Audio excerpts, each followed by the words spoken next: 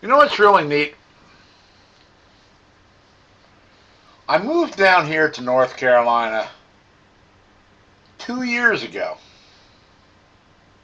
Well, almost 2 years. It'll be 2 years in September. And I'll be around before you know it. I have now seen two newscasters that I used to watch up in the Philadelphia area also move down here. I found that to be pretty cool. And you know, when I used to watch those newscasters up in the Philadelphia area, Facebook wasn't around. Now it is. So now I have contact with those people. Now let me tell you the story about the two of them, okay? One of them is a weather forecaster. I used to watch the weather mostly when I lived in the Philadelphia area on ABC 6, NBC 10, CBS 3. And I wasn't real pleased with the weather forecasters up there. I mean, we had one guy up there, I'm not going to mention his name, but I always felt that he used to toot his own horn. He wore bow ties rather than neckties. And he was always touting himself as being the most accurate weather forecaster in the city. I didn't think he was. And it's not the weather forecaster that's accurate. It's the computers that generate the information that is your accuracy or non-accuracy. It's all about how you bring forth a broadcast, how you connect with the people that makes you popular or unpopular. And I didn't really care watching this person. I didn't really care for the people on Channel 6 or the people on Channel 3. I just wanted somebody that just did their job, just did the weather. So I started watching Channel 69 out of Allentown, Pennsylvania. And they had a lot of very professional weather forecasters on there. Every one of their weather forecasters was good. They did their job. They were professional. There was no pomp and circumstances. It was just the weather. So I watched the weather and the news on Channel 69. And then all of a sudden, one of their weather forecasters disappeared.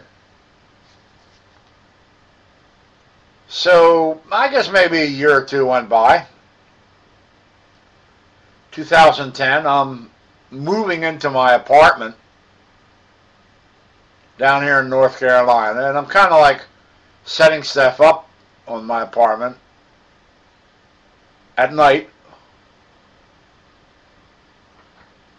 I turn on channel 2 down here.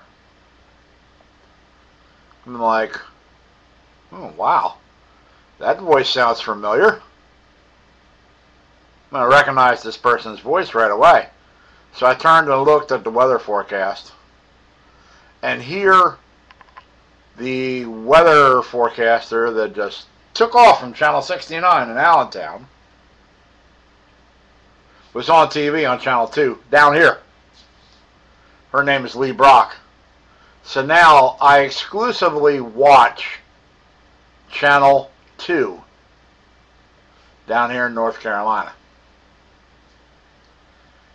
Then the day before yesterday, it happened again. I'm in Greensboro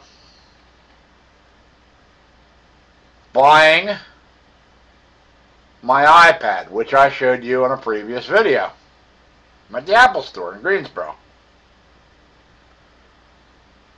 I come out to my car